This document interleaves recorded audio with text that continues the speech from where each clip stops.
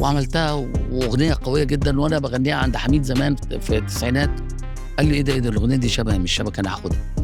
قلت له يا حميد، قال لي تلعب عليها دور كوتشينه، قلت له لعب عليها دور كوتشينه وكسبها وخدها مني. فالمهم عبث عبث بتاع زمان، عارف اللي هو شوف مين بيلعب صح. وكان بيسرق على فكره، الكوتشينه كان فيها 5 ولاد يعني عادي.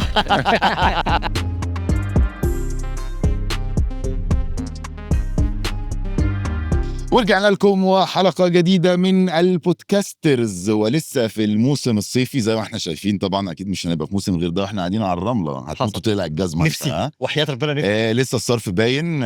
قاعدين على البحر، واخدين البحر كله مأجرينه على حسابنا خاص عامل بتاع $7,000 ايجار المتر المكعب من غير اكل. ليه بقى؟ لان ضيفنا يستاهل اكتر من كده بكتير يا جماعه. احنا بنتكلم في اسطوره، بنتكلم في حاجه قديمه وبقت جديده، بنتكلم في حاجه لسه يعني لا يمل. والله العظيم راجل جامد. ازيك يا كريم؟ ازيك يا حبيبي، عامل ايه؟ والله منورنا حبيبي يا ريس، والله العظيم.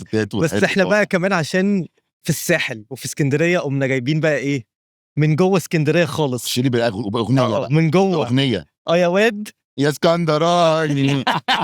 مسيو مصطفى قمر حبيبي القمر حبيبي بتاع المجال كله. حبيبي، ربنا يخليك يا رب. أخبارك إيه؟ انا مبسوط بيكم اصلا من التجربه الحلوه اللي بتعملوها دي. ده احنا لذيذة. هندلع الدلع النهارده. وبعدين أقول لك- البحر بتاعنا خلي بالكم، عايزين اي حاجه من البحر، انا مفهوم مدير البحر. مفهوم مفهوم. صاحب البحر. صح البحر. اولا طبعا قبل ما نبتدي الحلقه عايز اقول لك ان كريم حصل بجد من اشد معجبين والله العظيم. لدرجه ان هو مره واحنا مسافرين في طياره خلانا بتاع 4 نتفرج على نفس الشاشه على اولاد على حريم كريم على حريم كريم، واحنا راجعين على اولاد حريم كريم. بقول له في ايه يا مان؟ هو انت في حاجه يا معلم؟ طب انا اقول لك حاجه يا مان بحبه يا مان. طب خلي ماشي بالك انا عامل لك احفاد حريم كريم ادي عشان ده احنا شغالين بقى في رحله. لا بقول لك ايه، والله من الافلام كده اللي بتحسسني بالزمن الجميل. عارف اللي هي الكوميديا اللي هي تحسها بريئه كده ولذيذه. بص انا بحس اه والله من الافلام زي فيلم ايكونيك، يعني زي الحفيد، زي ام العروسه، حاجات كده فاهم، تبقى كوميديا وفيها اسره وفيها جو لذيذه. وافتحه اتفرج عليه تاني واحس ان انا بسرح معاه كده، عارف اللي هو ماشي اوكي انا كده مودي ظبط. كده في الافلام ايه الحلوه. القمصان الحلوه دي يا استاذ؟ اتفضل يا باشا. ده والله انا كنت هلبس حاجه تانية بس قلت انا خفت ده يبقى هيفي يعني. بالعكس ده انا قلت له خلي بالك عشان هيلبس حاجه اخر شياكه. لا حاول ده تلبس انا حاجه ايه، احنا حاولنا يا دي المحاولات بتاعتنا يعني يا باشا انتوا اصلا عسل وامير، واللي انتوا لابسينه ده اخر شياكه. والله العظيم والله العظيم. بص بقى احنا هنبتدي حلقتنا النهارده بطريقه مختلفه، لان طبعا لو ابتدينا نخش معاك في سؤال واجابه سؤال واجابه احنا ممكن نقعد 6-7 ايام، لان اللهم صل على النبي في تاريخ في 37 سنه اه فاحسب براحتك. فاحنا هنبتدي من عندك سردا للقصه من اول ما ابتدينا في اسكندريه زمان بالقصص اللي في النص، واحنا هتلاقينا بقى الفضول بياكلنا كل شويه، فهتلاقينا ايه نطينا بحركات من اول اسكندريه، من اول يعني عايز تعرف من ايام ما بدات بالجيتار، ولا عايز تعرف، ولا عايز احكي لك شويه ورا؟ لا عايز اعرف بقى ورا يعني والمدرسه وبعد كده الاخوات مش عايز قبل المدرسه كمان. طب اقول لك انت تقدر احنا راجعين فين؟ لما كنت في بطن ماما. لا بكلمك بجد، في حاجات لو انا النهارده قاعد هنتكلم عن حاجات بقى يعني، انت مش ساعات تجي لك مشاهد كده وانت عندك 4 سنين ولا لا، ولا ما تجيلكش؟ انا لا انت طب انت لا انا اي حاجه قبل 9-10 سنين مش فاكر حاجه. طب انا هقول لكم بقى، انا بقى بتجيلي مشاهد من وانا عندي 4 سنين. ماشي. شفت تخيل ده بجد والله العظيم انا عندي مشاهد من انا عندي 4 سنين ونص 5 سنين. يعني بتفتكرها لوحدك؟ عارفها حافظها. مشاهد كوميديه ومشاهد فيها احداث كبيره وفيها يعني. انا فاكر مثلا وانا عندي 4 سنين كنت واقف في البلكونه بتاعت جدتي، وتقريبا كانت وفاه عبد الناصر. مش هو توفى 1970 بس يعني عندي 4 سنين. لا اصل المنظر لا منظر شايف طفل واقف في البلكونه وشايف لاول مره في حياته، شايف هجوم ناس كتير وصوت والناس كلها بتجري على البلكونات، فهي حاجه مؤثره طبعا. ده مشهد ما يتنسيش. بس ده حاجه اسكندريه ده في اسكندريه، ده في اسكندريه. فين بقى بلكونه جدتك؟ البلكونه دي كانت في شارع النصر المنشيه، 30 شارع النصر المنشيه. في جيران هناك وحبايب وناس. انا سبت هناك وانا عندي 5-6 سنين، بس من 4 سنين ل6 من اول ما اتولدت لغايه 6 سنين 6 سنين ونص في كام ذكرى خفاف هناك فاكرهم. لو انت من النوع اللي على طول مستني الوقت المناسب، انا عارفك وبقول لك مفيش حاجه اسمها الوقت اتاخر ولا لسه بدري عشان تستثمر في البورصه، المهم انك تبتدي. الحلقة دي برعاية EFG هيرمس 1. طور رحلتك المالية. ايه الذكرى التانية؟ الذكرى التانية انت كنت عايش في بيت جدتك؟ لا، هو كان البيت فيه جدتي وعمي وخالي ايه ده؟ عمي وخالي؟ وابن عم ابويا، كل دول ده عماره واحده فيها عمارة كل واحدة، الناس. كل واحد واخد شقه. يعني هي عمي وخالي يعني عمي وخالي بعيدة يعني بعيدة فاهم قصدي؟ بس لا مع بعض مع بعض. خالي هو اخو امي، مش الشقيق يعني. كنت بحبه جدا برضو، كلهم يعني كان طيب جدا. والعماره دي كان بيحصل فيها ذكريات مع اولاد عمي اروح، وعمي التاني كان هناك برضو. عشان كده كان البيت ده فيه بيسموه بيت العيله. بيت العيلة هي العماره كبيره، بس احنا كنا واخدين بتاع 6 7 شقق كده. من الذكريات بقى الغريبه بالنسبه لي، ان مره هم كانوا بيعملوا حاجه ما بتحصلش دلوقتي، حاجه لطيفه قوي. بيعملوا حفلات سمر لكل دور. يعني الدور بتاعنا كنا الدور السابع، يتلموا جيران الدور السابع ويقعدوا في البلكونه بتاعه اللي فوق الدور الثامن، اللي هي في السطح، بس في بلكونه كبيره قبل السطح، تمام وكان في سلم خشب كده على السطح. تمام. فانا اتشقيت، لقيت عيال صحابي طلعوا فوق السطح، ما فيش فوق اسوار بقى ومناور وبتاع، الدور التاسع. على بلاط. طلعت والواد ده حب بقى يستفزني، قام شايلني وحطني على طرف المنور، يا نهار اسود. وانا ساعات رحت زق، وبعدين رحت ضربه بالبوكس، فجري ورايا. فانا جريت على فين؟ على المكان اللي فيه السلم الخشب ده، فجيت انزل، رحت قام زقني، رحت واقع دور. الواد ده اعتقلوه ولا لسه؟ لا لا عادي؟ لا حصلش. مين الواد ده؟ لا ده انا عايز قصة اقول خطر دي الواد أصلاً. قصة خطر. انا وقعت، ما اتعورتش، بس جالي انفصال في الشبكيه. ايه ده؟ العين؟ انا ما شفتش حاجه، ما انا عرفت ده بعدين، يعني انا فهمت ده بعدين. انا بعد ما قلت ايه ده، هم انتوا ضلمتوا النور ليه ومش عارف ايه وبتاع، هم عارفين ان انا بهزر وانا كنت طفل شقي يعني. شقي فانا مش عارف ايه وبتاع، فقعدت حاسس لغايه ما انزل الشقه، وماما فتحت لي قالت لي، قلت لها انتوا قافلين النور ليه؟ فاذا انا كنت اتعورت بس ما شفتش. فهي ايه، لما صحيت شافت التعويره، بس انا دخلت نمت، صحيت شايف بشوف، شافت التعويره ان اللي مش عارف الست باين ضربتني ولا ايه من الجاره، ان انا وقعت عليهم ولا انا راحت اتخانقت معاه. كانت ليله، بص انا ليلة طيري. انت شايف الذاكره دي ان انت عندك 4 سنين ونص ولا 5 سنين تفتكر موقف زي ده، موقف فظيع طبعا، موقف فظيع. والواد ده فين؟ لا بقى في بقينا الاحداث بقى خلاص. بقينا انتوا حبايب. اصحاب بجد؟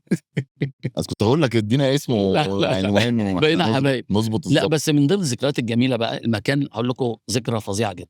المكان اللي احنا قاعدين فيه ده المكان اللي كنا بنيجي فيه بأتوبيس للعمارة، بيتجمعوا يعملوا رحلة ونيجي هنا، قبل ما يبقى كانش فيه غير الأوتيل.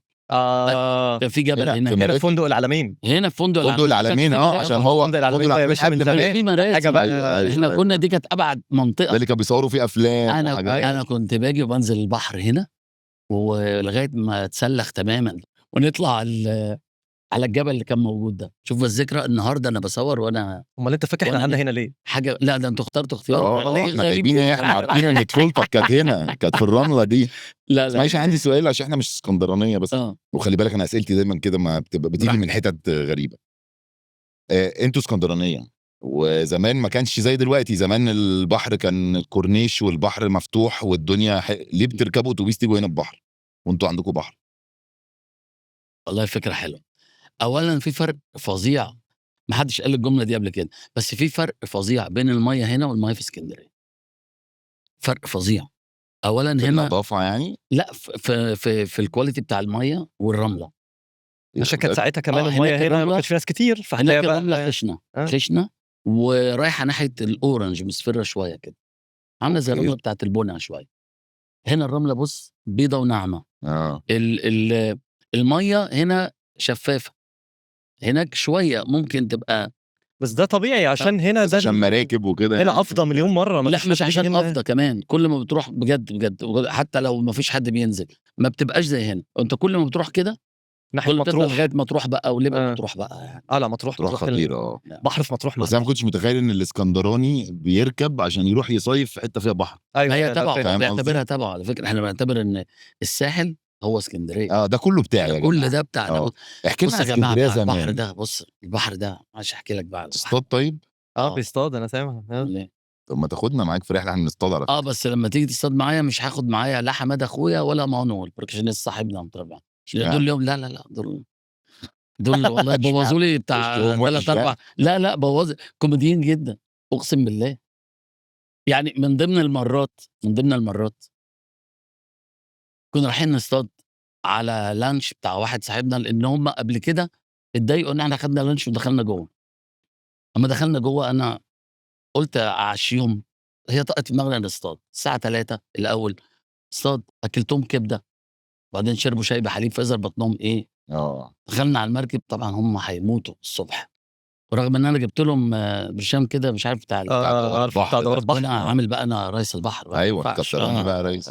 ركبنا وبتاع، والبحر بقى اليوم ده كان عالي والمركب قعدت تعمل كده وبتاع، فضلنا ندخل لغايه ما الدنيا اتظبطت شويه. اول ما بطل المركب بقت تعمل ايه كده بالراحه، هم طبعا ما في اول واحد طبعا جابوا اللي في بطن. اول واحد وانا ما تمسك نفسك فيها، لا انا نطلع قلت له امسك نفسك استرجل وبتاع. قام التاني برضو حصل، انا بيني وبينك بطني بدات تلعب. هو التالت اروح على الامه بقى استخبى فاهم. على الامه نزلت على الامه طلعت. فايه مش عارف اعمل ايه، استنيت التالت بقى، لا انا مش قادر يا جماعه انتوا كده بس اطلع بينا ارجع بينا ارجع بينا يا ريس ارجع. رحت نايم انا بقى خلاص هرجع اوتوماتيك زهقتوني. قلت بقى كده طبعا ايه لغايه خايف حاجه طبعا. مره تاني بقى دي اللي بحكي لك عليها بقى، طلعوا معايا قلنا بقى ناخد لانش راكن في المنتزه كده واقف بتاع واحد صاحبنا كان عندهم اللي هم كان في مكان هناك اسمه فينيسيا بس اتشال كل ده اتشال، عنده لانش بتاعه واحد صاحبنا يعني. قلنا نروح وكلمته قال لي ماشي. فالمفروض هو يجيب مركب الواد مسميها دونجل دونجل ويقدف كده لغايه ما نوصل. اسمه عصفور، ايه عصفور فين الدونجل؟ قال لي ما جاش مش عارف. قلت له طب هنعمل ايه؟ قال بص شايف البدالين دول اركبوا بدلوا لغايه ما توصلوا لغايه البدلات اللي هي بتاعت في عرض البحر. دخلنا بدلنا لغايه ما وصلنا عند اللانش. طبعا كوميديا بقى احنا واخدين بقى الحاجات طبعا.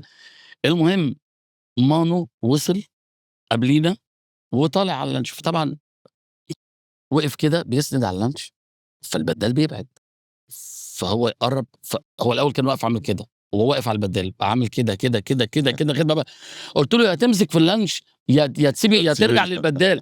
طبعا هو يا عم قاعد اشرح له هو مش فاهم وحماده قمر بيشرح له برضه اخويا. وقع في الميه، انا ما اعرفش ان هو ما بيعرفش يعوم يا نهار اسود والله العظيم هو اسكندراني.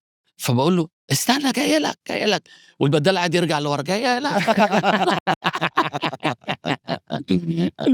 هو بقى طبعا فاتصنع روح مضحك لان انا ببدل غلط ولا ما اعرفش ازاي برجع لورا.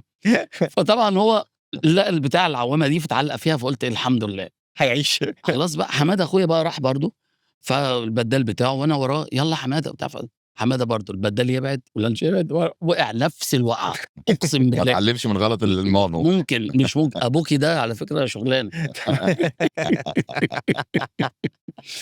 وقع طبعا قعد يعوم بقى طبعا حماده بقى عويم وبتاع ويلا بقى ويعمل شقلباظات وطبعا بقى ايه السمك كله طار من المنطقه وما اصطدتش حاجه. قلت له انا غلطان ان انا جيت اصطاد. فرحلات الصيد دي الحقيقه فاشله جدا. بقيت اروح اصطاد لوحدي. طب ايش السمك؟ لا بكلمك بقى على البحر، علاقتي بالبحر انا البحر اثر فيا بشكل قوي جدا. انا حاسس ان يعني في علاقه خاصه بيني وبين البحر. يعني البحر والقمر، تخيل بقى القمر كده منور على البحر. يعني البحر يعني بيعلم والقمر بينور، واخد بالك؟ انا خدت من القمر النور بتاعه. انا حاسك بتكتب اغنيه حالا. مش عارف والله بس انا مش عارف ليه. انا هديك كلماتها وبتاع. انا حاسس ان حالا يعني كل اغاني اسكندريه طلعت من الحته دي. بص ان انت تقعد ونظرك ما يجيبش حاجه لغايه انا على فكره انا بحب بعشق الموضوع ده طبعا. بص طبعا. كده على امتداد البحر كده، هات اخر نقطه ما تبصش على البحر، حاول تجيب ابعد نقطه انت شايفها في البحر هناك. ده هيعمل معاك بعد شويه سرحان فظيع. تحس ان انت دخلت في حته بالظبط تانية. كده. ايوه لا تحس ان الناس اللي عايشه في حتت على البحر بتبقى اخلاقها وطريقتها والكاركتر بتاعها مختلف تماما عن اللي عايش في المدينه، طبعا وبتفرق معاه في الكرياتيفيتي والحاجات دي. طبعا. واولا التيمبو بتاعه بيبقى تحت بيبقى على الهادي. كله على الهادي كله يعني على الهادي. التيمبو آه. قاعد كده حاضر بتاع إيه بالراحه الروقان. هو الروقان ده بيجيب فن. بس انتوا كمان اصلا كمان انا بحس ان اي حد بيجي من الاماكن من حته ساحليه مم. دايما كتير منهم بيطلعوا فنانين، يا اما مش لازم تبقى في غنى مثلا، لا ممكن تبقى في اسكندريه غنى، كتير ممكن لغايه تبقى اللحظه اللي انا بكلمك فيها في ملحنين وشعراء كتير من اسكندريه. فهو فعلا الهدوء ده بيدي بس الشغلانه مش في اسكندريه صح؟ لا ولا لا الشغلانه مش في بصراحه. يعني هي لازم تروح القاهره، القاهره هي ما الاساس. هي ما دي. فيهاش بس احنا انا وكريم عملنا لحد دلوقتي اكتر 130. من 130 حلقه. ما شاء الله ما شاء الله. تاتشود تاتشود. ودايما كل ما يجي لنا حد ناجح قوي والله العظيم او فنان قوي، وانا على فكره قلت الكومنت ده في اكتر من 12 حلقه، فنان قوي في نفسه او ناجح قوي او عملهم مش عارف ازاي او طلع بفكره خطيره، يعني يجي في اخر حاجه يقول انا اسكندراني. امال احنا واحنا بقى بنصور في القاهره، طب امال اللي في القاهره بيعملوا ايه؟ فاهم قصدي؟ بس بحس ان اسكندريه بتطلع عباقرة وفنانين، لكن ما يقدروش يستعملوا عبقريتهم وفنهم ده غير لما بيروحوا المدينة. طبعا طبعا. لان هي انت بص هو كانت البدايه التلفزيون في القاهره صح. طبعا. والعدد والحفلات الكبيره صح. هي العاصمه يعني. هي كل حاجه، هي كل حاجه.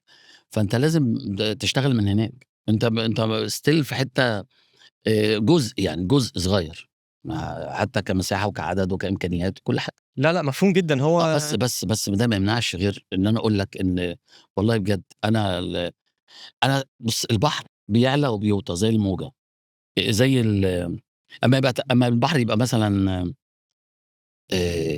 في هيجانه كده ومتعصب بتاع صح، بعد شويه البحر بيبقى تحت وبعدين يرجع تاني. دي شخصيه بتهيألي دي شخصيه اسكندرانيه. متقلبين المزاج. لا مش متقلبين، قصدي ايه، لو قسناها على مستوى النجاح انت تركب الموجه وتطلع وتبقى فوق، وبعدين شويه تقعد تريح بقى تستمتع شويه وبعدين تطلع تستمتع بالنجاح. وبعدين مفيش الفرم مفيش فرم على بتاع. طول. لا لان الفرم ده بيحطك في حته ان انت بقت وظيفه وبقت آلة، راحت منك حته انا طبيعتي كده معلش. انا يعني انا حته الابداع دي بتقعد تهدى شويه وشويه.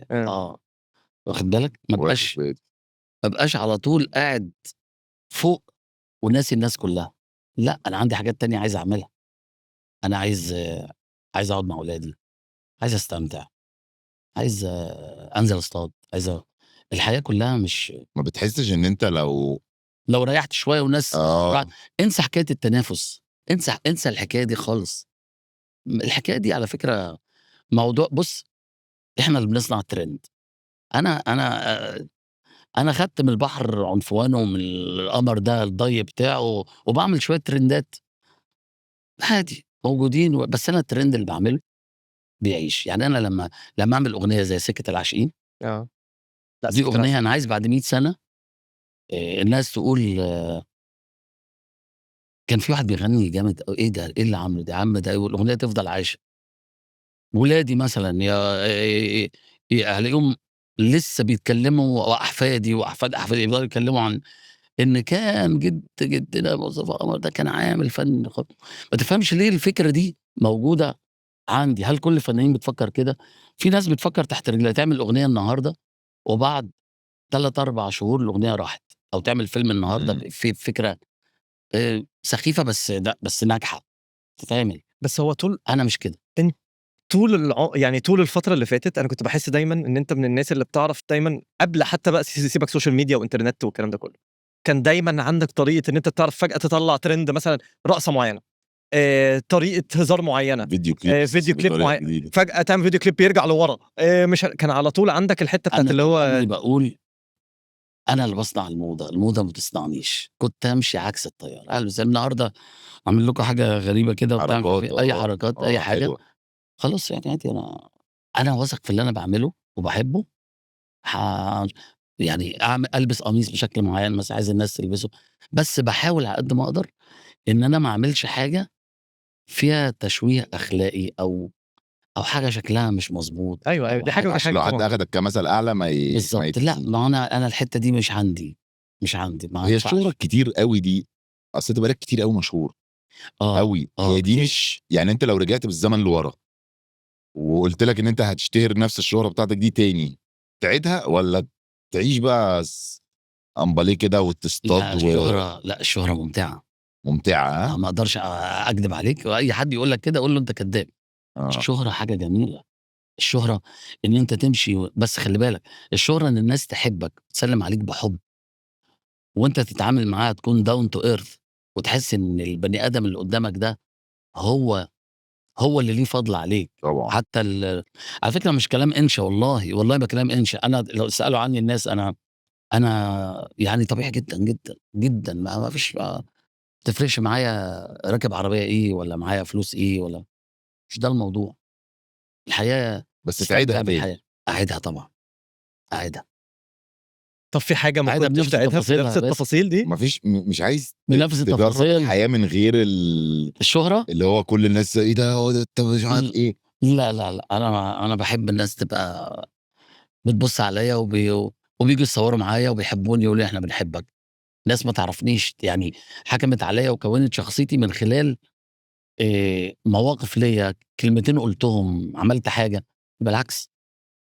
طب كنت حاسس إن مثلًا لإن أنت دخلت كمان شوية في التمثيل، شوية هل حسيت مثلًا إن أنت لو كنت ممكن ترجع لورا كنت ممكن تقول لأ، طب أقول لك إيه، أنا كنت ممكن أركّز في الغُنى كفاية مثلًا، أو لأ حلو أوي كده، ده أنا تغيّر مبسوط إن حاجة في أنا الماضي. بالعكس، باعمل الاتنين؟ بالعكس، ده حتّة التمثيل دي عملت إضافة جميلة.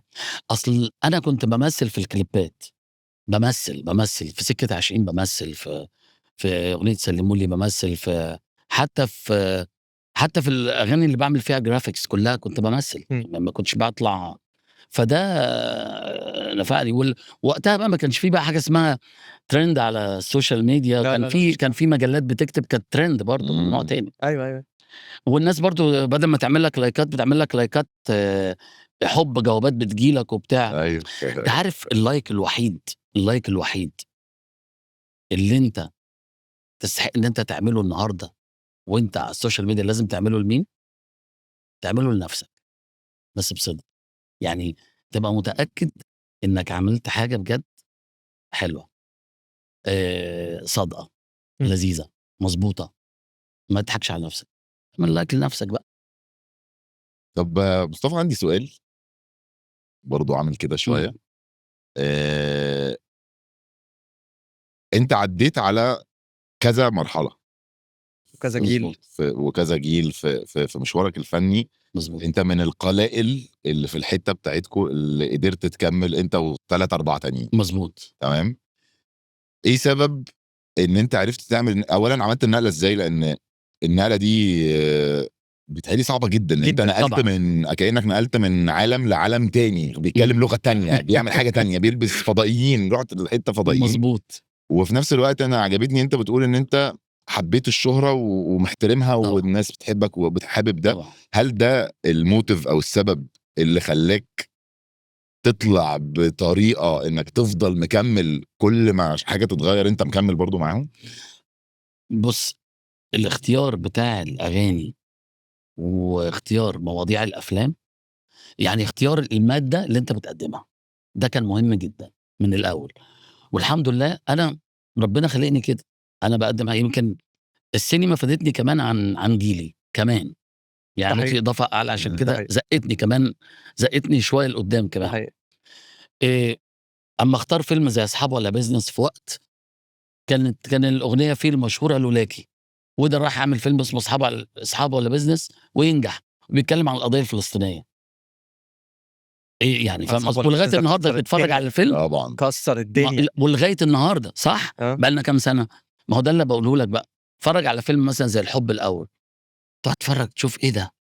مصطفى قمر ومنى زكي وطارق لطفي وهاني رمزي ومحمد لطفي، وإيه ده؟ وإيه ال إيه إحساس الحب الأول ده بتاع الشباب هو لغاية النهارده موجود الإحساس ده، لغاية النهارده. حريم كريم. حريم كريم مثلًا لسه كنا بنتكلم عليه. في فيلم مثلًا بتاع عصابة الدكتور عمر، آه. فيلم كوميدي فارس عامل شخصية بتاع، بس فيلم. ما فيش حاجة عملتها ما حبيتهاش؟ ممكن حاسك كل حاجة عملتها حاببها وفخور بيها قوي، مظبوط وبتتكلم بشغف زي ما كنت بتتكلم عليها من 30 سنة. مظبوط مظبوط. بس في شوية أغاني ممكن أكون في الأول 7 سنين كان بيبقى فيها شوية مجاملات، يعني مثلا نبقى قاعدين كتيم بقى ويجي حميد عامل لي مثلا 10 أغاني حلوين حميد الشاعري. ودي ال11 مم. يعني على سنتين وبتاع، صدقني حلو هتعملها. حميد بقى، وحميد هو بقى يعني ما هقول له لا، ما ينفعش اقول له لا في الوقت ده خالص. فماشي اخد الاغنيه وانا عارف ان انا مش عجباني مثلا، دي شويه حاجات تعملها بسيطه. وهي مش عاجباك. يقول لي شفت الاغنيه عجبت، قلت له مش عجباني، انا مش عجباني، اعمل ايه؟ هو انت لما بتقول مش عجباني ممكن تبقى مش عاجباك بس كسرت الدنيا. لا مش شرط كسرت الدنيا، بس ممكن عملت تبقى نجحت على الاقل، على الاقل عجبت ناس يعني. ما كانتش لا مش للدرجه دي، لا اه كسرت الدنيا يعني مش ممكن اقول كده على وادي اسكندراني اللي اداها لي مثلا، طبعا. ولا على مثلا ايه تاني من الحاجات اللي عملها لي حميد الجامده جدا مثلا. بس مش يعني الحان حميد حاجه وتوزيعات حميد حاجه. حميد بقى كان بيعمل لي الحان وتوزيع، يعني توزيع بقى تلاقي مثلا حبيب حياتي كانت النقله في المزيكا كمان مقسوم بشكل مختلف، عملت معاه حاجات شكلها مختلف جدا، غير في الاول بقى يا ابو جلابيه طوبي ده لحني انا، يا وادي اسكندراني لحن حميد، هصدق عيونك لو لحن حميد. حاجات دمها خفيف يعني. دلوقتي أنا باهتم مع الدم الخفيف، لأ برضه لازم يبقى في الأغنية التقيلة اللي في النُص، زي سكة عشقين، زي ما عملت كده، زي التجربة بتاعة العم نوح، البيانولا، وعمك جحا، ونامت المدينة، المنطقة دي طلع منها فِرَق، طبعًا أنتم يعني مسار إجباري طالعين من عباية مصطفى قمر، يعني اسمه إيه ده، حمادة صيام، الجيتاريست بتاعهم، كان بيقعد جنبي، وعايز اقول لك كان معلش حماده كان بيقعد على حجري، كان والله العظيم كان وكان بيبص لي وانا بلعب الجيتار، اللي كان معايا في نفس العماره كمان لما كنا بقى في سبورتنج وهو شارع جيتارست جامد بورسعيد. قوي لا جيتاريستا، لا قوي. ده بقى يعني جيتارست تقيل يعني، لا لا بقى استاذ.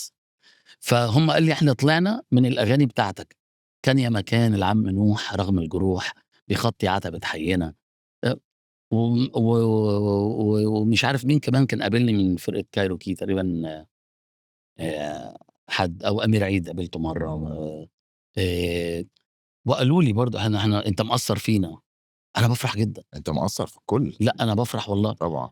باين عليّا إن أنا عجوز أوي كده، ايه ده ايه ده اصلا خالص انا بجد انا اصلا والله ما انا بهزر متعود ان بجد. انت انا متوتر اصلا شويه اللي هو في ايه.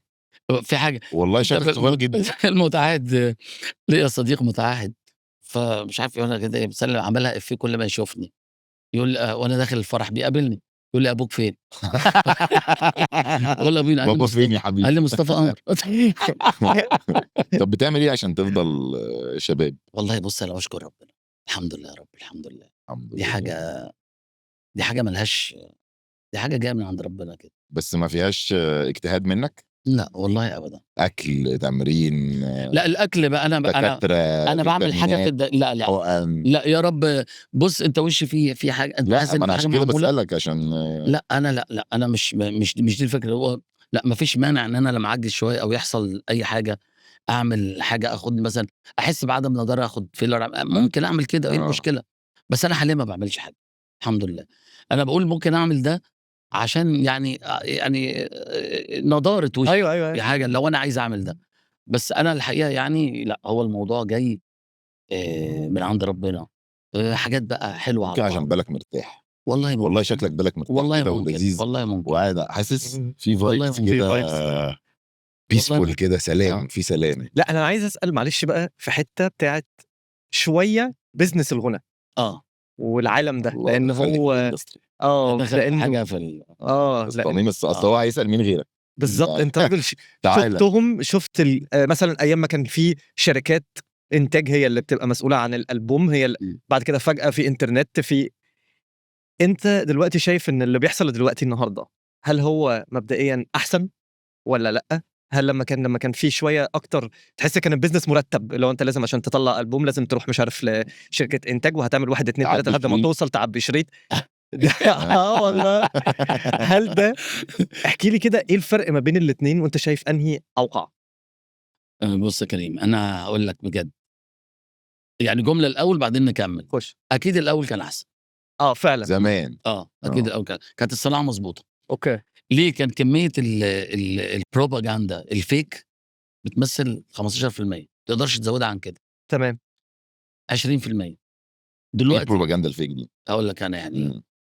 يعني دلوقتي أنا نزلت النهارده ودفعت فلوس وعملت trend ماشي.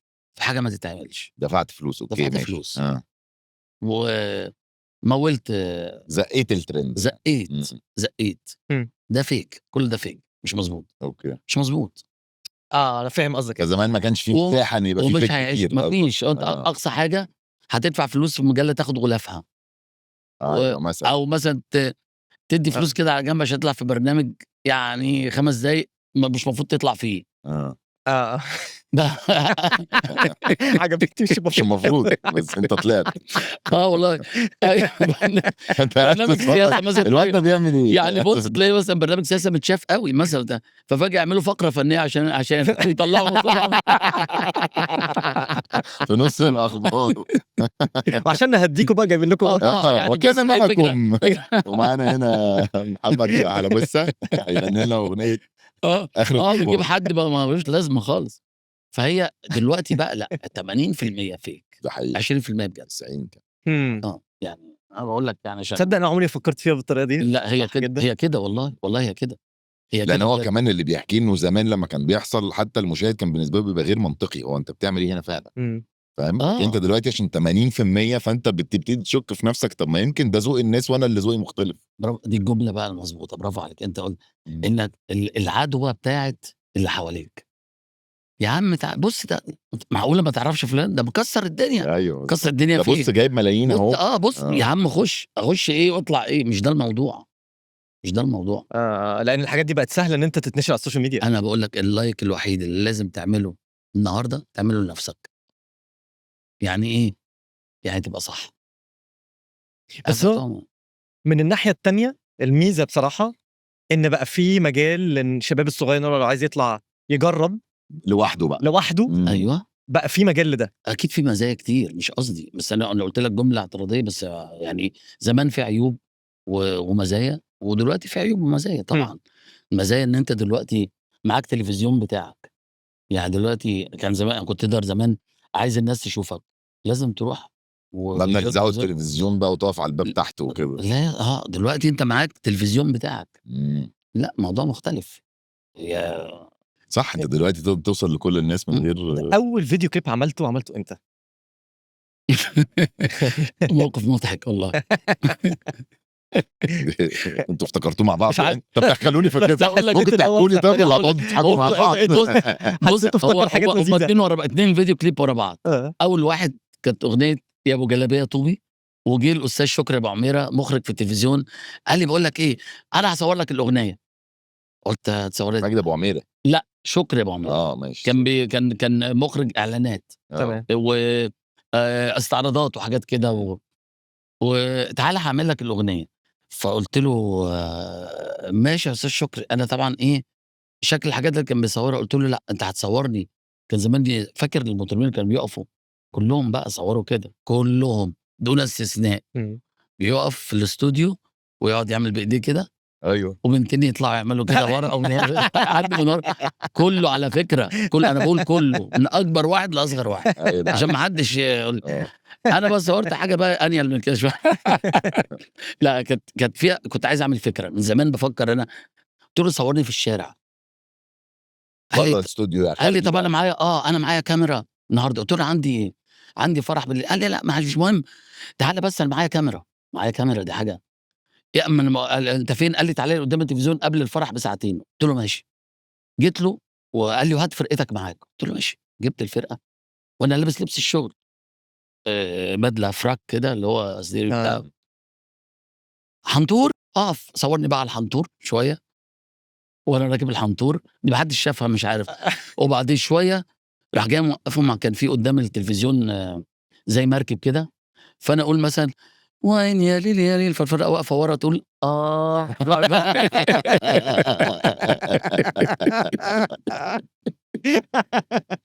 انا بحب قوي الستات بتوع زمان ده يطلعوا وهم كان يا حلاوته. ايوه يطلعوا من ورا كده فوق ما تعرفوش طلعوا منين ويطلعوا بقى يرقصوا معايا وده. ابو بالله ضيق طوبي غضا املي وفض دروبي واما اشتقت يا محبوبي. المهم انا قلت ايه لا مصورني ووشي ضلمه والتصوير ضلمه قلت خلاص هدور تاني.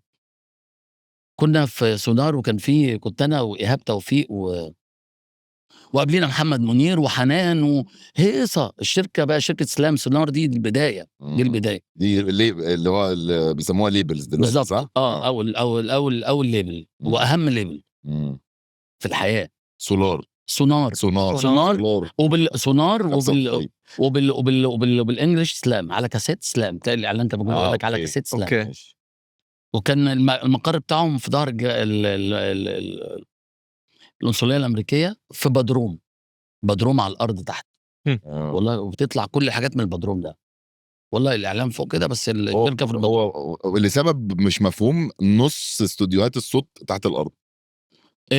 كان زمان ايام المهندسين عشان كانوا بيقولوا عشان الصوت والعزل والحاجات دي بس واقعي يعني. ماشي. وبعدين فالمهم فقالوا لي تعالى في اغنيه تعالى هنصور لك دباديبو.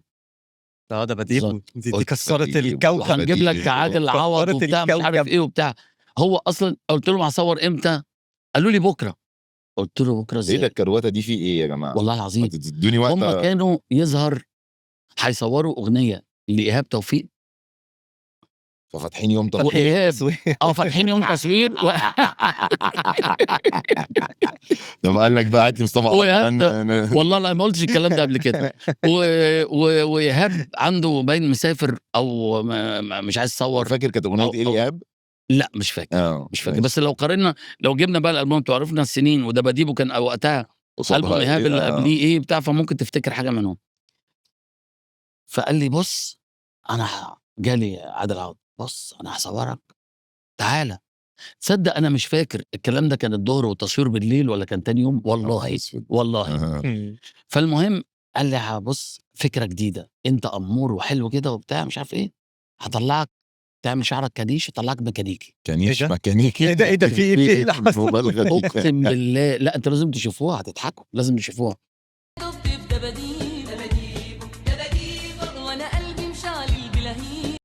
كسرت الدنيا. دباديبو كسرت الدنيا. انا رجعت ميكانيكي وشعري كنيش وحط شحم على وشي وشفناها على فكره. احنا مش عيال صغيره. لا بس انا بقول لك عشان الفكره جت في دماغه ازاي فاهم. اللي هو انت امور كنيش حط له فحم انزل فاهم اللي هو تلاقيهم كانوا بقول لك على حاجه بقول لك على حاجه كده. اللي عمله ده في الوقت ده عبقري لان محدش عنده الجرأه يعمل كده. وانه مخرج كمان يفكر ان هو يقول لك طب انا هشقلبه طب انا هعمل. واي مطرب هيخاف يعمل الحركه دي. وانا كنت بصراحه جريء جدا في التصوير بقى. كنت بص عارف اللي هو رامي مقطع بطاقه بجد. فصورتها وكسرت الدنيا. طب الفرق بين زمان ودلوقتي لان زمان كان الفيديو كليب ده حاجه مهمه جدا واساسيه جدا جدا جدا وكان عب الشريط ده اللي هو حوار الالبوم ده. دلوقتي بحس انه اكتر بس طبعا احنا مش مزيكاتيه فمش هنفهم قوي.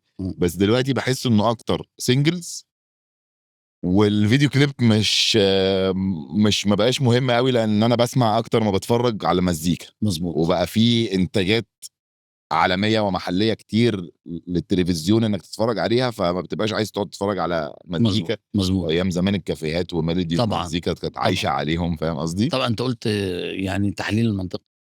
طبعا انا في واحد عمل فيديو كليبس زي ما انا عملتها. لا بصراحه في الوطن العربي كله. انت كنت الفيديو كليبس عندك كانت هزار في الوطن العربي كله. بص بدون مبالغه بص لو في حد عمل حاجه زي اللي عملتها قولوا لي دلوقتي. لا فكره اصلا الفيديو كليب بتاع وانت بترجع لورا ريبلاي اصلا دي كانت في السبع ثمان البومات اللي قولوا لي حد عمل حاجه فيها القوه دي. انا وقفت ليه؟ عشان الناس مش هتتفرج. انا هصرف فلوس والناس مش هتتفرج. بس انت كنتش تصرف فلوس. لا كان المنتج ما كنت بساهم في فلوس. الحاجات دي كانت غاليه جدا. جيت لي في الفلوس، اركن بقى انت شويه كده، مصلحه الضرايب جت يا ولع. امتى يعني امتى ابتديت تنتج اكيد انتجت لنفسك صح ولا مؤخرا مؤخرا؟ مؤخرا يعني من 3 ألبومات مثلا بس. ايه ده؟ والله ليه؟ كان الناس اللي معايا كنت مرتاح معاهم، كنت بس مرتاح. الديل بيبقى ماشي ازاي؟ لأ ما كنتش باهتم بالفلوس بقى، لأن الفلوس ابتدت تقل وخلاص بقى الموضوع إن إحنا بنعمل الألبوم عشان ننجح ونكسر الدنيا، وحسابات الفلوس دي بقى بيننا ما بقتش مهمة. بنعمل البوم للصيت يعني مش عشان لأ عشان تكمل بتنجح ايوه تكسر بس انت الدنيا. يعني اللي بتقوله انه المغني كان زمان بياخد فلوس اكتر من دلوقتي. طبعًا ده من الكسب. من شركة الإنتاج اللي هتنتج له من الألبوم بس انا بسألك ليه؟ لان انا حسيت ان زمان ايه؟ هو قصده ان كان زمان الفلوس بتيجي اكتر من الانتاج اللي هو التقليدي. حلو، طبعًا. لو انت نزلت شريط كاسيت فانت هتاخد فلوس من الانتاج. طبعًا. دلوقتي لا، هو هيعمل الفلوس ان هو بيعمل الالبوم، بينزل يكسر منه الدنيا ويطلع منه يعمل حاجات تانية مثلا على بقى ان هو يوتيوب مش عارف لا ايه. يطلع بقى ان هو يروح مثلا مهرجانات وافراح بالضبط. فبيعمل فلوس كان من في ناحية حق. تانية. بس دلوقتي بقى في فلوس بتيجي بطريقة تانية وكتير برضه أوي. من على حتى يوتيوب والكوبي رايتس والكلام ده كله. والcopy rights وعلى اليوتيوب وعلى أنغامي كل طبعًا. الحاجات دي بتحدف فلوس. ويعني بس ما بقتش فلوس بتيجي من بس حتة برضه واحدة. زمان بس هي صعبة. زمان كان يعني الخير اكتر. طبعًا. يعني أنا كنت بعد أعمل كل لان زمان انت اكيد كنت ألبوم بتاخد نسبه يعني. لأ ما كنتش باخد، ما رفضوا الحكاية دي وكانوا بيرفضوا كل ال امال زمان كانت المعاملات بُص طبعًا أول حاجة عملتها، أنا كنت رايح الشركة بتاعتي بعربية BMW في سنة 1988 ما حدش يراجع عليَّ 87 88 1900 مشيها 88 ماشي. 1987 تقريبًا. قالوا لي هتاخد 3000 جنيه في أول ألبوم، تاني ألبوم 3500. الالبوم كله؟ بس 3000 جنيه دي ساعتها كانت رقم. لا ما مش كانتش رقم قوي كده. هي كانت رقم. رقم. العربية لا اللي كنت لا راكبها كانت بحوالي في الوقت ده 30,000 جنيه. فعلًا. فأنت متخيل؟ ماشي، هو ولا ماشي، حاجة، ماشي. هو ولا حاجة. فهو بتاخد 3000 جنيه وبعدين 3500 جنيه تاني ألبوم، كل مرة بتزيد 500. تالت مضيت 7 ألبومات، بازيد 500 جنيه. ما انت بتقول لي زمان كان احسن. طيب ما أنا هاقول لك بقى الفلوس كانت بتيجي منين. اوكي ماشي. ما هو أنت كنت كل يوم بتشتغل 5، 6 أفراح. أيوه أنا فاكر زمان أصلًا كان وابتدي فعلًا. سعرك يزيد، فأنت كنت اللي بتحصّله. وكان عندهم الاوتيلات كتير. ماما طبعًا اللي ماما وبابا بتحصّله كانوا في اللايف بيروحوا بيعوّضك. أيوه، اللي في أيوه. مصر الجديده اللي جنب المطار ده اسمه ايه؟ نوفوتيل. جنب ده في المطار. المطار يا اللي ولا جنب المطار شيبرد كان نوفوتيل. نوفوتيل. في مكان كده كان مغنيين كل يوم كل يوم كل يوم. كانت هي دي السهرات بتاعت زمان هي كان يعني. شيراتون والنوفوتيل. شيراتون. شيراتون شيراتون. هيليوبوليس. كان هيليوبوليس. زمان اللي هو اتغيّر كذا مرّة. أيوه. ايوه لغاية ما تحت بقى كده. آخر مرّة دلوقتي لسه مغني فيه أول امبارح فرح هيلتون، بقى اسمه هيلتون. اه آه. آه. بس فأنت كنت باخد فلوس قليلة، بس كنت باحقق فلوس من من الناحية التانية. بس دي كانت لمّا وصلت بقى حسيت إن هم كانوا بيكسبوا إيه بقى، ملايين في الوقت ده.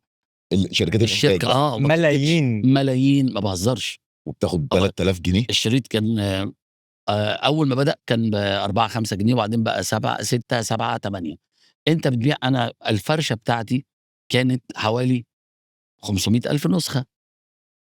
يفرشها على مرتين بتاع بيخلصوا بسرعة وبعدين يكمّل. يعني هو لمّا يبيع مليون 3 مليون 3 لمّا يبيع مليون أيوه. 8 جنيه ب8 مليون. تكلفته هو الأساسية في الموضوع جوّه الإستوديو أنا 3500 جنيه. يا نهار اسود. التصوير صوّرني كده في النادي بجد واحد والله ما تهزرش. والله العظيم أقسم بالله، أقسم بالله. يعني لو القصة وأنتوا كلها بتسكتوا ليه؟ كلفته ما مثلًا ما 100,000 بدأت بقى جنيه ما مثلًا. اسكتش على الألبوم الخامس بقى. يا جماعة في إيه؟ أنا معروض وكان معروض عليّا برّه بقى مثلًا أرقام. واحد عايز يدّيني مثلًا 750,000، واحد عايز يدّيني دي كانت بدأنا بقى لأ وإحنا مش لغاية ما إيه، اتخانقنا مع بعض. خلاص هندّي لك 200,000 جنيه. قُلت لهم خلاص ده آخر ألبوم مش عارف إيه. رُحت مضيت مع أستاذ محسن جابر وبدأنا من الrate اللي هو بتاع 2.000.000 جنيه.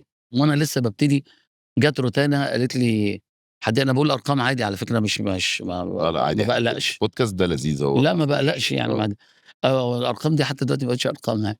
4.000.000 جنيه في الألبوم. ده كنت كان أغلى من محمد فؤاد وعمرو دياب. ده بعد ال 3000 جنيه بكام سنه؟ لأ ده في ألبوم بقى عينيك وحشاني اللي هو الليلة دوب، من أول ليلة دوب. لا وليلة دوب ده نزل كسر تخيل الكوكب بقى الليلة كله. دوب ده كان بتاع صديقي وحبيبي، أنا بابعت له التحية طبعًا الأستاذ محسن جابر حبيبي، عملنا مع بعض نجاحات كتير. هو وقتها قال لي: "معلش امضي معاهم أمّا تخلّص تعالَ لي." بعد ما كنا بناخد عربون ورجعت له العربون وكده، رُحت أخدت أكتر، وده عمل مشكلة. حتى أنا عارف إن حتى محمد فؤاد كل ما يشوفني يقول لي: "أنت السبب، عملت لنا مشكلة." ومش عارف إيه. قُلت له: "يا عم الله اتعرض عليَّ ما آخدش." فكان بداية الأرقام الكبيرة. وعشان كده الناس بتقعد تقول في الأول إن أنت لمّا تبقى أنت واحد مطرب كويس وعندك في زي فرصة إن أنت تكبر، ما تمضيش مع حد حاجات طويلة عشان ممكن تعمل لك مشاكل قدّام وبتاع.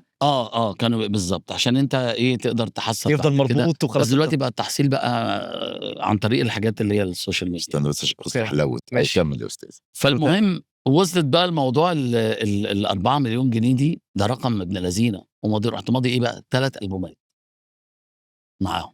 خلّصت 3 ألبومات وقُمت راجع لمين؟ لأستاذ محسن. بدأت آخد عند أستاذ محسن بقى فلوس حلوة بقى. حلوة وبتاع، ما دي حلوة، ما دي يعني حلوة بس في قصدي الحتة بقى دي يعني أحلى وأزيد شوية، بقى. أحلى شوية. وبدأنا بقى نصوّر. عشان كده لمّا كنا بنصوّر كان الأستاذ محسن بينتج طبعًا، يعني ما فيش هزار. بس مع روتانا كنت باساعد في الكليبات، يعني يا دوب دي كنت باساعد في الكليب. إنما مع الأستاذ محسن ساعد بصراحة ماديا. ماديًا. إنما عشان كده أنا ليه كمّلت كتير مع محسن جابر، لإنه كان بيحبني فير. بجد. كان عادل. لأ بيحب، مؤمن الموهبه.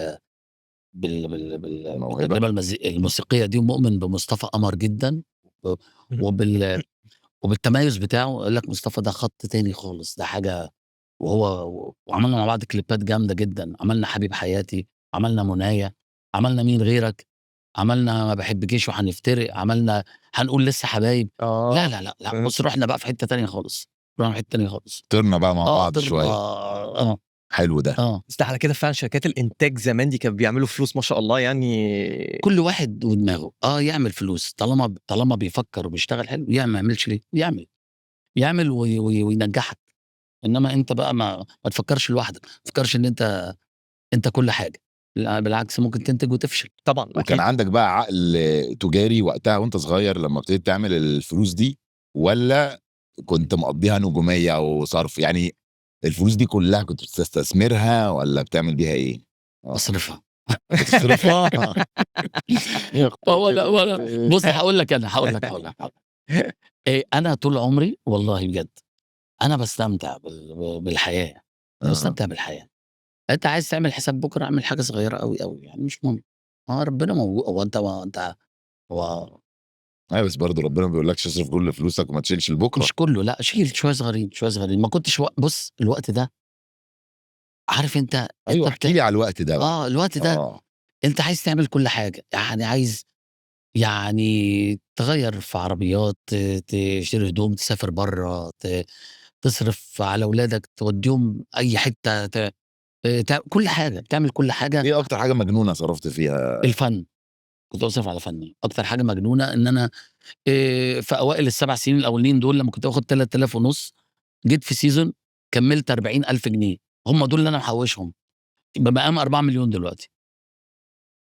عملت أغنية وجِبت عادل عوض وصوّرنا أغنية اسمها بابا نويل، وجِبت نيلي وحسن كامي وقُلت له: "أنا هاصوّر أغنية." طلعت هتتكلف 40 وقُلت له: "أنا جاهز." كده كله كده؟ المصحف وطلعت بقى كاش معايا كاش. خلّصت الأغنية والله.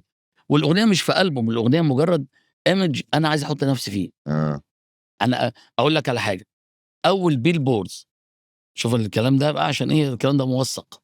أول billboard اتحطّت لمطرب في الشارع منوّرة، billboard منوّرة مش أفيشات كده الوردة وحاجات عليها أنوار من قدّام، لأ منوّرة. اللي هي من قلبها. ورا زي دي. إعلانات من قلبها. كان أول مصطفى قمر بجد في والله. ألبوم طال الليل في العباسية فوق في الكوبري. دفعت فيها حوالي 900,000 جنيه في الوقت ده 900,000 جنيه؟ لمدة سنة ونُص، سِبتها سنة ونُص محطوطة. هو كان تمنها كده. فأنت كنت عمّال واخد بالك تستثمر إن في أنا نفسك تاني. خدت بالك ان انا كنت بلطم؟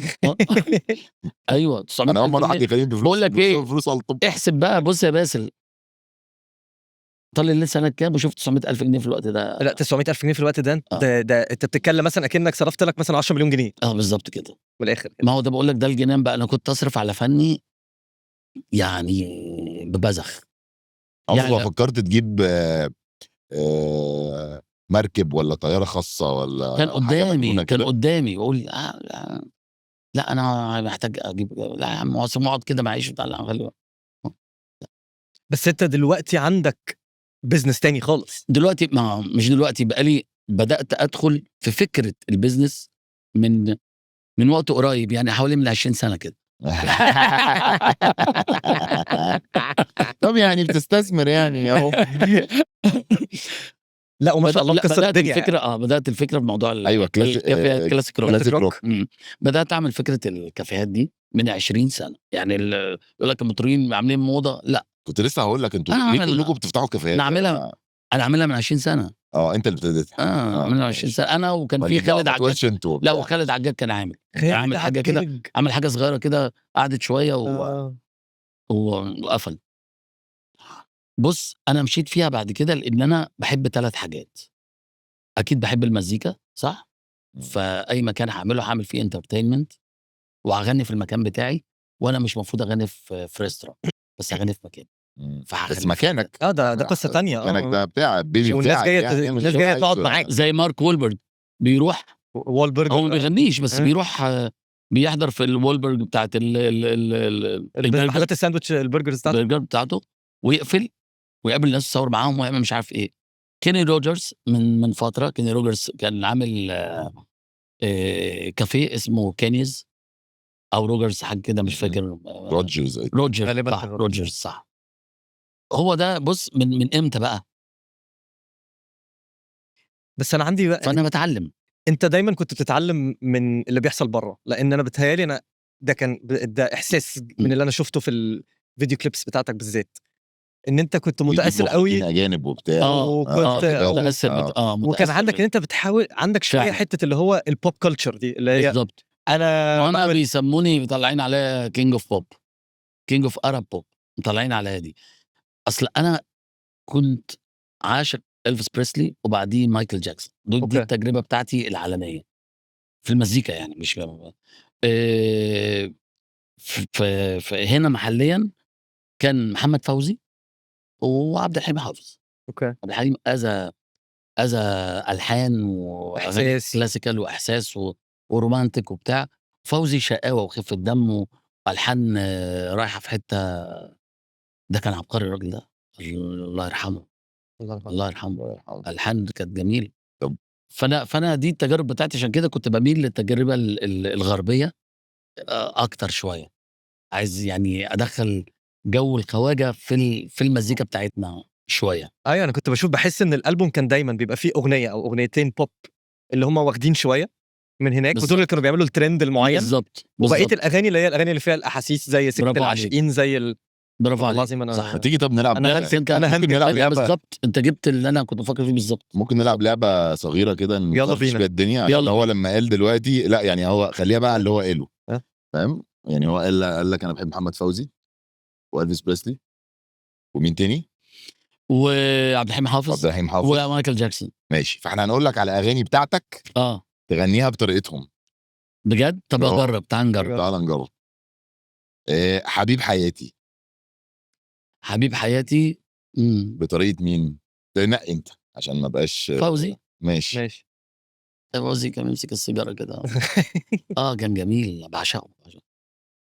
ليه ولا مره حضن يضمني يفاتني كل مره. وبعدين كان في حته اللي هي ليه ولا مره هياخد السكه دي شويه بتاعت تربينا يا قلبي. طب في الاغنيه دي الاغنيه المفضله علشان فيلم حريم كريم. شانكلو إلفيس بريسلي ممكن يغنيها لان انا واخد هي اصلا وقت تصدق صح جدا مزبوط. ايوه تصدق انا اول مره اخد بالي بجد. تحس ان هي طلع واخدها من إلفيس اصلا. مش قايل لنا. بس هو الجزء بتاع الpattern بتاع المزيكا الrock and roll بتاع الحتة دي، منها بقى أغاني كتير، بس هو تخيّلوا إلفيس بريسلي واخد مزيكته من ناس African وكده، مزيكا كانت بتاعة السود في الوقت ده. افرو بيتس وحاجات كده يعني. لا كانت soul music. بالضبط، إمم. بالضبط، وكان في حد ناس مشاهير شفت قفل عينه وهو بيقول لك سول ميوزك. طبعًا فاهم أمال إيه؟ مذاكر. هو الشيت على فكرة سول ميوزك بيقول لك هو كان جاي مذاكر عني أنا وأنت. ايوه ايوه اسمع هو خبوص. بس انا بقول لك انا مش بهزر، احنا بقالنا لا، 3 سنين انا بقالنا بجد 3 سنين بنعمل انا واحد من المعجبين بجد. وبعدين كل شهرين 3 بيبقى عندنا ميتنج كده هنجيب مين. تمام. بقاله 3 سنين مصطفى قمر مصطفى قمر مصطفى قمر يا عم. والله أنا ما عرفتش اتقل شويه. ما انا بقول لك نتقل شويه ونجيبه عشان نبقى برضه بس قاعدين عارفين نهزر وكده. لا مصطفى قمر يا بابا. طب وبعدين مره سخن وقال لك طب بصوا، دخل علينا المكتب، انا عايز اعمل سيزون نوستالجيا بقى كله. انا عايز بقى اجيب الصف كله كلهم ورا بعض. والله يا حبيبي ازاي؟ لحظه بالراحه نتقل شويه ولا ايوه لا، بس مصطفى قمر. بس انتوا ما شاء الله عليكم عاملين جو حلو قوي والله بجد.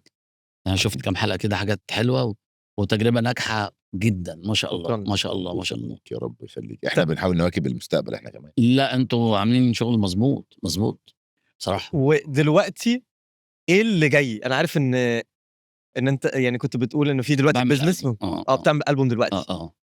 بعمل ألبوم، خلصت بتاع 8 أغنيات، فرحان بيهم قوي، عامل حاجات حلوه قوي.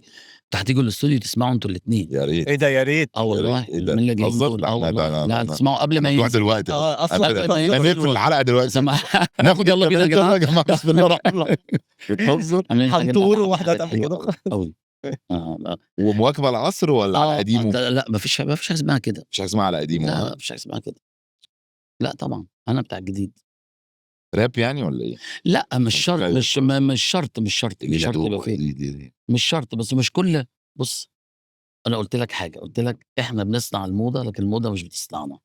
انا وقت ما عايز اعمل عاجبني قوي البق ده، في ثقه كده فظيعه. طب ما هتقول لنا ازاي؟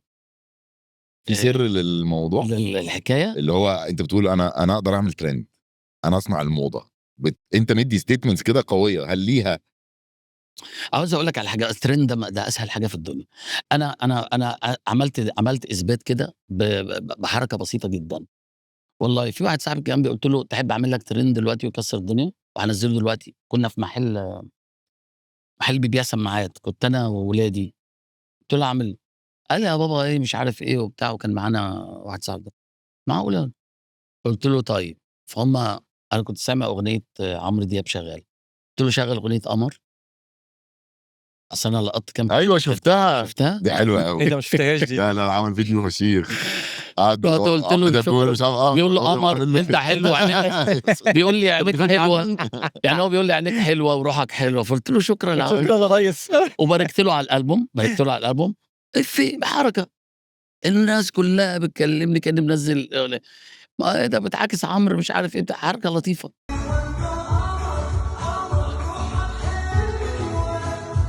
يعني باركت. بص انا عايز ابارك له بطريقه لذيذه، وهي بقت وترند اهي، الناس مبسوطه وحلو للاغنيه وحلو للملحن وحلو ليا وحلو يعني ولذيذه، حركه شيك يعني. انتوا زمان كنتوا الترند كلكم ده يا جماعه مش قصه يعني. فاكر الفيلم بتاع يقول لك امثالنا نحن هم الذين يضعوا الدساتير يعني. كان فيلم، كان مين اللي قال كان فيلم الاستاذ عادل امام ولا مين؟ احنا بقى امثالنا هم الذين يضعون الترندات يعني. الشله بتاعتك زمان لسه نفسها هي لحد دلوقتي؟ شله الفن الفن ولا تقصد الاصحاب القدام قوي بتوع اقول لك حاجه. انا لغايه دلوقتي على جروب بتاع اول فرقه عملتها ايام المدرسه الثانوي. يا نهار ابيض. متخيل اصحابي وبنكلم بعض على واتساب، على الجروب على الواتساب، واقول لهم انا عملت اغنيه زي وبرافو. هم بقى متحيزين ليا موت. وابراهيم بقى الدرامر يقول لي انا ما بسمعش غيرك. قلت له يا عم غيري ما في مش اقول لي والله. قلت له يا ابراهيم اسمع. لا حاجه طب حاجة بتديك كده حاجة. وشله الجيل بتاعك اصلا إيه. بحسكم ما اعرفش احنا برضو بعاد يعني، بس احنا او انا اضمن لك ان الشعب كله بيفكر زينا. احنا بنحسكم كلكم شله واحده. احنا فعلا شله واحدة. الجيل انت محمد عباس فؤاد. طبعا وإيهاب انا توفيق. وهشام وحميد وايهاب محمد فؤاد. ومحمد فؤاد وحكيم وحماده هلال، وحماده كان ومحمد بصحى. محي كان مش أصغر. جيلكم. اصغر مني شويه، أصغر بس كان شوية. بيغني وقت احنا بنغني. محمد يعني محي كان طلع إيه؟ حماده طلع وغنى وهو صغير معانا. يعني بعدينا ابتدى بكام سنة صغير كده، بس في بس نفس ابتدى صغير. وقتكم. بالظبط. يعني بعد وقتنا بحاجه بسيطه بس. اوكي. اه مين؟ كنت بتسال عن محمد محي كان في نفس الوقت ولا محي. كان بعد؟ طبعا لا، محي كان بيبقى قاعد في الاستوديو وانا داخل اسجل الالبوم وهو لسه هيسجل يعني. بيعمل أوكي. امضاءات وعايز يعني أوكي. هو معانا. محمد محي يعتبره برضه من نفس يا الجيل لهوي برضه. كان عنده اغنيه على وحسام مركز بيبي. حسني بيفكروني في عليك. نفس الجيل برضه كان بشوفها بيعمل. بحس ان انا هموت والله العظيم، اللي هي اللي على المركب اللي دي. بيفكروني يعني ليه بيفكروني وحاطينه في حته وبسمعها. الدراما. مشكلة ان انا حاطينه في بسمعها حته واخش اقعد اقطع في لا، انا شراييني عامل لكم واسمعها. انا عامل لكم غنوتين 3 دراما في الالبوم ده. هتعيطنا ليه طيب؟ لا، مع الاغاني التانية. ماشي مع الفرفشه. لا معلش، بس معموله بجانرز. كل اغنيه محطوطه في جانرا مختلفه. مش موضوع اغاني دراما يلا مقسوم كمانجات ورا لا مم. لا، اغاني للسمع. محطوطه في لا فولدرات. لا. طب طب- مين دلوقتي انت بتشوفه من اللي موجود النهارده؟ إيه ده؟ سيبك من والله العظيم بجد؟ كنت هتقول لي ايه؟ انت غني مع مين صغير؟ لا، كنت عايز اعرف مين انت شايفه، مش هقول لك موهوب اكتر بقى واقوى واحسن، مين انت شايفه واخد خطوات صح النهارده في البيزنس، في بيزنس الغنى. في بيزنس الغنى بقى؟ هو واحد، مين؟ هو عمرو دياب. بس طبعا. انت بتتكلم، انا فاكرك بتتكلم على الجيل لا، انا الصغير. بتكلم على حد لا يعني لا، طبعا هو عمرو دياب ما عمرو فيهاش دياب، كلام هو يعني، عمرو دياب طبعا. بس مفيش حد من حبيبي الناس يعني الجديده كلها واخد الخطوات لا لا، مظبوطه. عمرو بالنسبه لنا احنا كمان واجهه يعني. لما نروح دلوقتي احنا بنكسر الدنيا وبنغني في امريكا. لسه في كندا كان عندي 20,000 متفرج. انا لما اروح هناك في اي حته وبتاع، لما اسمع اغنيه لعمرو ببقى مبسوط. انا خلاص، انا يعني هو موجود. يعني عمل جيل. خلي بالك عمرو قبلي انا بحوالي 5 سنين 6 يا سنين. 5 سنين مش اكتر من كده. بس ده كتير على فكره 5 سنين ما هو انك انا ما كنتش تشتغل مشهور. كنت بغني في الجامعه وكان هو بيطلع. كان خلاص هو بيطلع. بس سؤال، ازاي بيطلع. عدى عليك فتره كنت بتاخد فلوس اكتر منه؟ هي نطه كان في هو وقت حصل وقت. كانت قفزه هي قفزه كاريرك في انت. وقت. قفزه أوكي. في وقت يعني. في وقت قعد حوالي 3 سنين وبقينا وزي بعض في الحفلات، في الفلوس، في الحاجات عادي. ده طبيعي على فكره، ما مش حاجه يعني. فاهم؟ كل واحد بقى بيختار وكل واحد بيرسم لنفسه هو عايز ايه.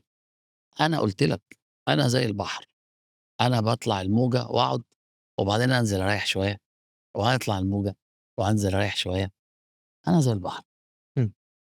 طيب سؤال بقى، في نفس في نفس اتجاه كده الكره اللي شاطها كريم. في مش موضه بس في دلوقتي اللي هو ايه، حد من الجيل العمالقه بيقوم مغني مع حد من الجيل الجديد. في مثلا تامر حسني غنى مع الشامي، حاجات كده. مم. تمام. مم. لو انا قلت لك دلوقتي اختار حد يجي يغني معاك اغنيه، مم. حد تبقى مزيكته كده يعني بتعجبك، حد نجم. زي ما انت لا، عايز. هذا من الصاعدين يعني. مش صاعدين حاجه ونجم حاجه يعني. طب ده ادينا واحد فكر وده وواحد. فكر. ماشي. لو نجم من جيل بعديه هختار واحد من 2. مم. هختار يا اما محمد حماقي يا اما تامر حسني. حلو. دول على فكره تربيه ايدي. دول انا بتباهى بيهم. مم. يعني انا اتباهى في الجيل الكبير عمرو دياب واتباهى بدول. بتباهى بيهم يعني. دول اللي انا أيوه. إيه نجم كبير قبلي اغني مع محمد منير ديفينتلي يعني. مم.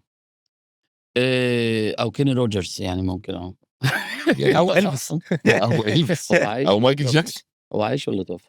بجد ما اعرفش. لا تصدق المعلومه دي عيب توفى. يعني ما لا. اعرفش.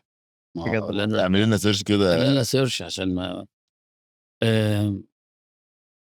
من الجيل الصاعد بقى. الجيل الصاعد.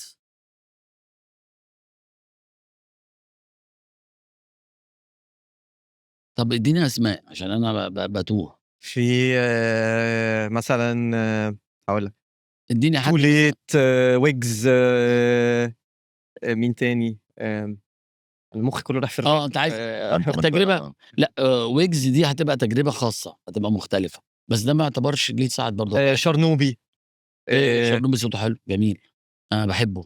انت ما فيش حد احنا بس أنا- مش قاصدين صاعد، قصدنا خلينا نقول صغير السن. صغير بالظبط. لان انت في أنا هو صغار ده اللي أنا السن قصدي اصلا بيه نجوم أصلاً. اكتر اصلا سنه اصغر. انا قصدي سنه كده أصغر. فعلا.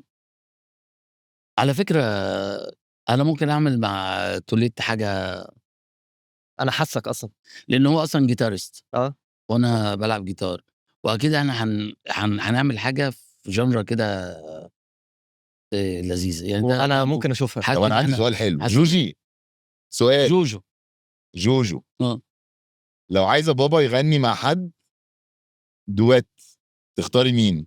اي حد بتحبيه سواء بنت او ولد او اختاري. عربي عربي. لو بنت لو حد بتغني.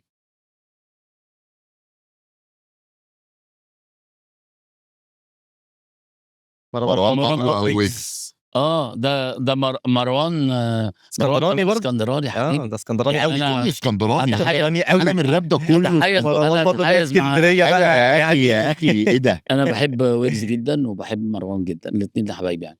بس مروان كمان احنا كنا اتكلمنا على فكره هنعمل حاجه مع بعض انا فعلا. ومروان. انا ومروان بس مش عارف ايه اللي حصل برضه، اتلخمنا كده وبتاع. بس يعني الافكار دي بتيجي في وقتها كده لما يبقى في ماده خام، ما يبقاش موضوع انا عايز اعمل اغنيه. لازم الاغنيه اللي تستفزني او تستفزه هو انها راكبه ان احنا نعمل فيها حاجه كده تمام، هيبقى الموضوع يطلع شكله حلو. طب انا عندي سؤال شويه ستة. من شويه قلت لنا ان كان بالذات في عالم الفن في حته البيزنس ان الفلوس دايما بتطلع من حاجات غير بقى الكاسيت والكلام ده كله، كان بيطلع من الافراح وما زال بيطلع من الافراح. طبعا طب افرض انا الحفلات. النهارده راجل مغني بس انا اغنيه مش بتاعت افراح، صح. بطلع فلوس منين؟ كئيبه مثلا زي احمد سعد زمان بالظبط. لما احنا اعمل إيه، ايه انا بقى ساعتها؟ هيطلع من اليوتيوب، هيطلع من هيبقى شغال بقى كده على بس على ده مش الحاجات كفايه. بس ده مش كفايه ده. لا ما لا هقول لك انا مش كفايه. بس هو انت بتقول لي هو ما بيطلعش حفلات. لا ممكن واحد يحقق فلوس اكتر من اللي بيحققوها في الحفلات نادي لو- اسمه تامر عاشور بيعمل حفلات لو كتير ركز. جدا لو ركز. لا بيتكلم لو هو واحد لو هو واحد اغانيه مش هينفع يغني في حفلات يعني ايا كان الوضع يعني. بس في دلوقتي يعني يقدر دلوقتي يقدر بيعرف يقعد يعمل ايه. بيعمل عدد كبير من الاغاني وبيخش على ابلكيشن بيجيب له حقوقه عن طريق السسام كمان. لما هو بيكون بيلحن وبيحط ليه بقى حقوق ملكيه، بيلحن وبيكتب حاجته. خلاص عمل له مثلا بتاع 50 اغنيه 70 اغنيه 100 اغنيه، هو كل شهر جاي له رقم كبير جدا. قصدك على الاغاني اللي هي بتبقى في الباك جراوند بتاعت السوشيال ميديا والكلام مش ده كله؟ شرط هو بيغنيها، اي حد هيستخدمها، اي حد هينزلها، اي حاجه طالما نجحت وكسرت هو كل شويه بيحقق فلوس. كل شويه الاغاني دي تتلعب في دول كتير جدا جدا ممكن ما تجيش في خيالك. كل الحقوق دي بتتلم وبتروح على السسام في فرنسا، او في جمعيه تانية معموله في امريكا، بس احنا كلنا ماضيين تقريبا معظمنا في السسام. وبعدين هو بياخد الحقوق دي عن طريق ابلكيشن، مش لازم حتى يمضي مع حد. في ابلكيشن يعني من ضمنها معروفه اسمها ديستروكيد. ديستروكيدز حاجه كده، بيخش عليها وبتجيب لك كل يوم بتفتح كده تلاقي دخل لك فلوس ايه وبتاع وانت قاعد في البيت. وهي الجمعيه دي هناك هي المسؤوله ان هي بتجري ورا الكوبي رايتس كلها. بالظبط، وهي بتاخد الحقوق بتاعتها تحصل 10% حاجه كده 15 حاجه كده. اي حد يستعمل اللحن يستعمل الكلام يستعمل اي حد حاجة. قرب من حاجتك هتجيلك الفلوس. لذيذه بجد دي اصعب على فكره، اصعب حاجه في عالم المزيكا ده هو حوار الكوبي رايتس ده. طبعا انا لغايه دلوقتي. طب انا اقول لكم بقى على حاجه بقى. انا عندي اغنيه شهيره جدا جدا لحنتها لحميد الشاعري مكسره، دي يمكن اكتر اغنيه شهيره. خلي بالك يا حميد، دي اكتر اغنيه. ها مش عايز اتكلم بس مش عايز اتكلم. اغنيه عوده طبعا عارفينها. طبعا. رحل معايا اللي ايوه طبعا ايه ده كنت بسمعها من يومين. خطيره إيه ده بجد كنت بسمعها. جم بقى 2 اتراك كده قاعدين بتاع مصورينها، واحد كتب عليها دي كانت لحني وكلام سامح العجمي، وعملناها في اسكندريه في البيت عند سامح، وعملتها واغنيه قويه جدا وانا بغنيها عند حميد زمان في التسعينات. قال لي ايه ده الاغنيه دي شبهي مش شبهك، انا هاخدها. قلت له يا حميد، قال لي تلعب عليها دور كوتشينه، قلت له لعب عليها دور كوتشينه وكسبها وخدها مني.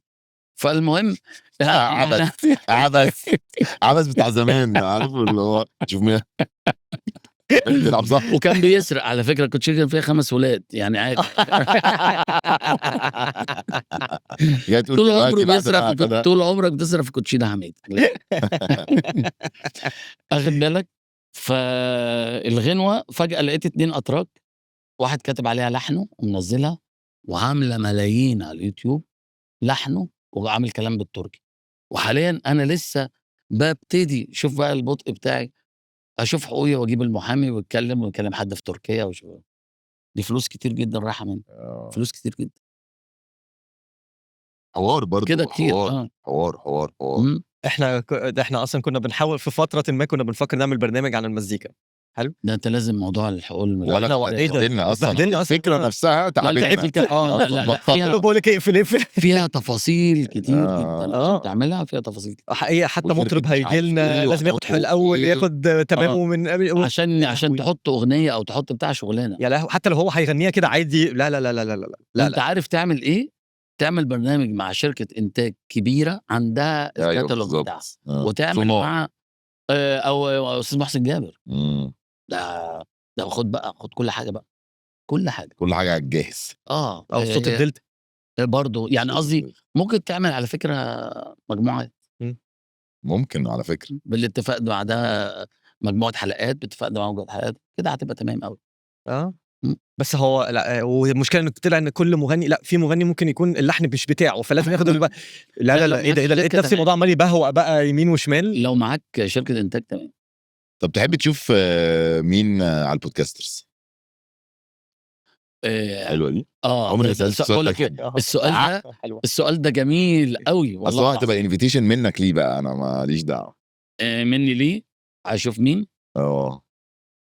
ممكن مطرب يعني ولا زي ما طبعا. تحب. ممكن مطرب، ممكن اي حاجه. عايز اشوف اختار كذا اسم عشان اديكوا فرصه. ماشي. عايزكم تجيبوا مره محمد منير. عايزكم موني حبيبي، بجد انت هتنبسط قوي. تعالى اعمل انا محمد منير اصلا، انا مش هقفل الحلقه، هفضل قاعد بعد كده اصلا. وانا هاجي احضر في الكواليس. تعالى بس انا هبقى قاعد لك. ممكن حمائي. حمائي بيتفرج علينا جدا على فكره. حمائي لازم تجيبه، لان حمائي بدايته انا حاضرها، عنده قصه كفاح حلوه. وتامر حسني عنده قصه كفاح حلوه. لازم تجيب. انت عارف ان انا استضفت تامر وانا عندي 16 سنه في برنامج اسمه ميلودي بريمير زمان، قبل بقى ما يبقى تامر، فاهم؟ استضفته وكان جايب الجيتار بتاعه في الانترفيو. انا وعمرو سمير الله يرحمه. وانا طلعت مع امير كرارة ايام ما كان مذيع. ايوه ما انا بقول لك زمان، ده انا بتكلم عن حاجه 2008 7 لا 2004 قبل. ايوه 2004 2003 حاجه كده. هحاول الاقي له البتاع واقول له يا تامر لو ما جيتش تاني لا تامر. وبعدين تامر على فكره كان عيد ميلاده قريب. كل سنه وانت طيب يا تيمو. كل سنه وانت طيب يا حبيبي. انا بقولها لك اهو. ماشي، يبقى هنبعت انفيتيشنز للثلاثه دول، وان شاء الله يعني ان شاء الله يعني كل حلقاتكم تكسر الدنيا. انا انبسطت قوي على فكره والله. واحنا والله انبسطت جدا والله. كانت على فكره على السريع، بس الشمس راحت مني معلش بسبب انا اللي اتاخرت. لا عادي براحتك. نجم. لا نجم بتعمل لا والله الحلقه جميله والله بوجودك والله. وانتوا لوحدكم ترند بصراحه. حبيبي يعني حاجه جميله وانبسطت معاكم قوي والله. واحنا كمان فعلا. كان معكم الكينج اوف ارب بوب، النجم الكبير مصطفى قمر، مع باسل الزارو وكريم ريحان من البودكاسترز من قلب مراسي والصرف باين. واخيرا جبت مصطفى قمر بقى. ازرق. وانا كمان اقول نضاره بص نضارات ايه روشين جدا. اصرف على البحر، واخدين برايفت بيتش يا جماعه، واخدين مراسي كلها بتاعتنا. ونلقاكم في الحلقه القادمه، وان شاء الله تبقى السمر سيزون عاجبكم. السلام عليكم ورحمه الله. والله طب الحمد لله. مشوقه دي حلوه. مشوقه بصراحه. يا انا قلت لك مصطفى قمر بقى لي 3 سنين يا حبيبي. لا وانتوا مكلميني من كام شهر بقى. ايوه يعني وانا كان عندي مش هي. لا بصراحه برافو عليك. طبعا دخلنا في العيله. يلا بسم الله الرحمن الرحيم من عندي.